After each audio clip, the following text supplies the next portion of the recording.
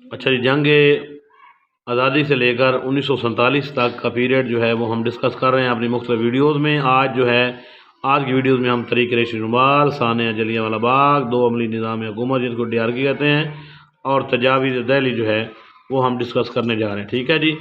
تو آج کا جو ہمارا پہلا ٹاپک ہے وہ ہے جی طریق ریشمی رومال۔ تو لارڈ چیمسفورڈ کے دور میں یہ تحریک چلی گئی تھی 1915-16 میں۔ 1915-16 میں کوئی طلبہ اور سیاسی کارکن آزادی ہند کے لیے کام کرنے گھر سے افغانستان پہنچے۔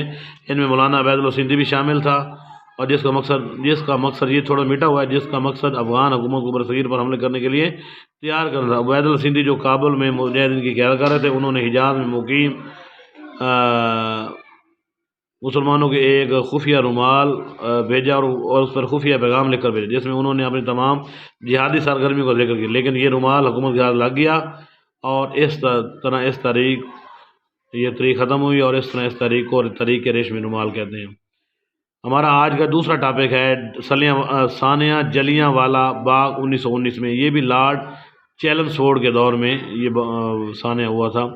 اس کو سانحہ امرتسر بھی کہتے ہیں، جو کہ 13 اپریل 1919 کو پیش آیا۔ یہ سوال آتا ہے کہ سانحہ جلیانوالہ باغ کب پیش آیا؟ 13 اپریل 1919 کو آیا۔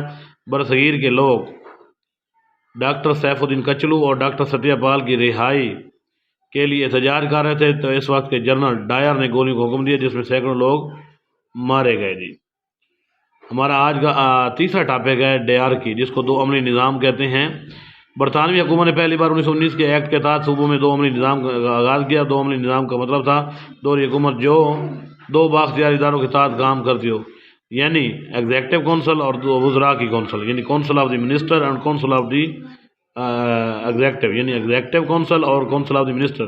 اس نظام کے تحت صوبوں کو دو حصوں میں تقسیم کر دیا گیا، جن کے نام دو حصوں میں سے ایک کا نام ریزرو تھا اور دوسرے کا نام تھا ٹرانسفرڈ۔ ہمارا آج کا جو آخری ٹاپک ہے وہ ہے تجاویز دہلی۔ 1927 میں تجاویز دہلی پیش کی گئی، تو ان کے بارے میں پڑھ لیں۔ مسلمان اپنے سیاسی تحفظات کے لیے جداگانہ انتخاب کو ضروری سمجھتے تھے، نیز ووٹ آبادی کی طرف سے نمائندگی چاہتے تھے، جبکہ کانگریس ان مطالبات کے خلاف تھی۔ کانگریس کے پلیٹ فارم سے بھی بار بار مطالبہ کیا جا رہا تھا کہ مسلمان اگر اپنے جداگانہ انتخاب سے دستبردار ہو جائیں گے تو ان کے دیگر مطالبات مانے جائیں گے۔ قائد اعظم نے اس پر غور کرنے کے لیے 1927 میں دہلی میں مسلمان قائدین کی کانفرنس بلائی۔ اس کانفرنس نے کیا کیا جی؟ اس کانفرنس